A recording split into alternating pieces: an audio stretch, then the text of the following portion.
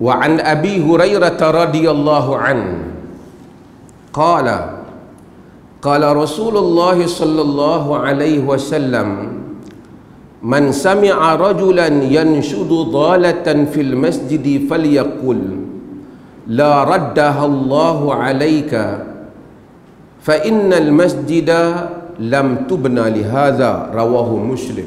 Ini satu lagi hadis yang diriwayatkan oleh Imam Muslim daripada Abu Hurairah radhiyallahu anhu.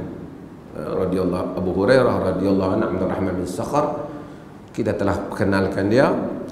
Qala Rasulullah sallallahu alaihi wasallam, Rasulullah kata, man sami'a rajulan yanshudu dhalatan fil masjid, sesiapa yang mendengar seseorang yang yanshud, menjerit ataupun angkat suara kata dhalatan, duk bagi tahu asalnya dhalah ni binatang hilang. Unta saya hilang, siapa ada jumpa? Tu yanshud. Kambing saya hilang, siapa ada jumpa? Lembu saya hilang, siapa ada jumpa? Fil masjid, di dalam masjid. Pasal apa hal ni berlaku? Sebelum kita nak baca hadis ni dalam terus, sebab masjid adalah tempat orang berimpun. Bila tempat orang berimpun, kadang-kadang paling mudah sekali bila binatang hilang, pergi tanya orang dalam masjid. Pada zaman dulu, sekarang tak apalah, ada medsos kan, ada media sosial. Dulu tak ada.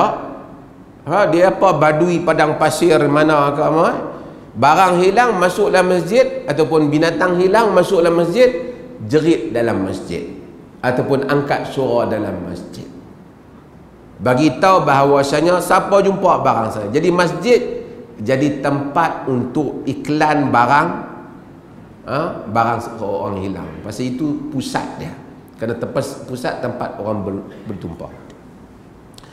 Nabi kata sallallahu alaihi wasallam, kalau sekiranya kita dengar orang kata macam tu dalam masjid, falyaqul, hendaklah kita kata, seorang tu kata, la raddahallahu alaika, Allah Ta'ala tak akan mengembalikannya kepadamu.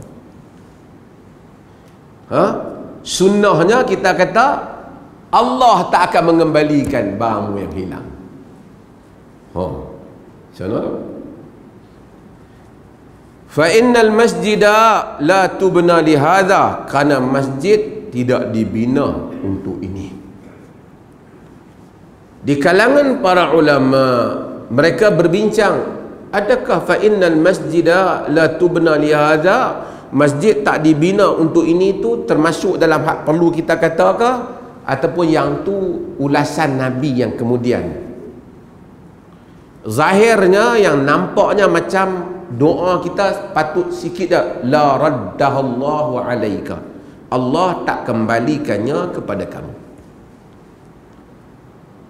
Tak ni bila orang tu kata barang saya, assalamualaikum tuan-tuan, tuan-tuan ada nampak tak saya punya motosikal hilang dah 3 hari dah, pergi kat depan masjid ni, kita dengar, kita jawab la raddahallahu alaika, la raddahallahu alaika, Allah tak bagi pulang baliklah barang tu. Sebab kata Nabi, masjid tak dibina untuk itu. Kerana kalau dibenarkan hal itu, semua orang mari iklan barang dia. Tak jadi kerjalah masjid. Pas mayang, orang tu iklan. Lepas mayang, orang ni bagi tahu, tuan-tuan saya ada ni. Nanti kita tengok lagi ada tentang menega pula. Lepas tu kau ni pula, tuan-tuan saya baru saja buka pasar raya, harap boleh tolong beli tu. Seorang pula, tuan-tuan saya baru saja buka warung kopi di sekian, harap kita semua boleh tolong tu. Masjid akan jadi tempat macam apa?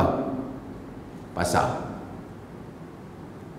Semua orang mengiklankan kepentingan diri dia, maka tak jadi dia suasana masjid. Main masjid semua orang teringat ada tujuan dunia dia yang lain, bukan tujuan akhirat, tujuan nak dapatkan balik dunia dia.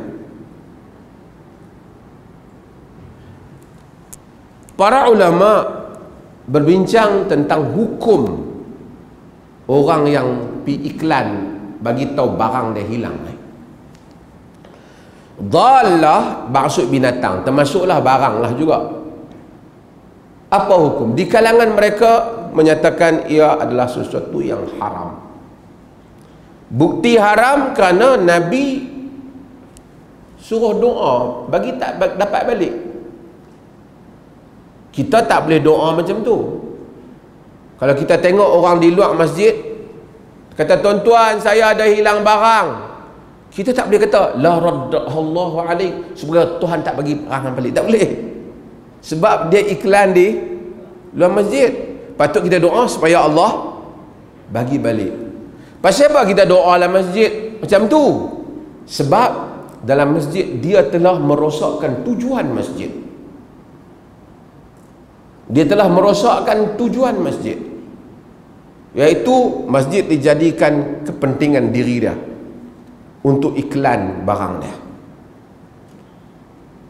Saya di Penang dulu pernah ada satu penceramah tu, terkenal lah juga. Dia baru buka pasar raya, bukan pasar raya lah, macam mini market lah dia buka.